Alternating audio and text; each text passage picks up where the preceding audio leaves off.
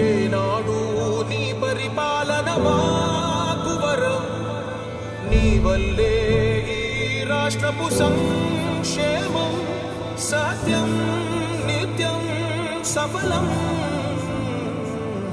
జనగణ మంగళ గాయకుడా, ఘనమగు చరితల నాయకుడా, పలుతరములు మము పరిపాలించర స్వామికుడా.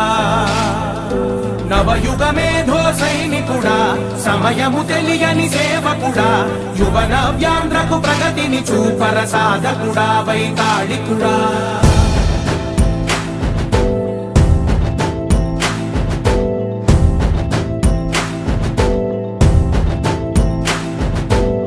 ప్రతి ఇల్లు నిన్నే నిన్నే పిలిచింది,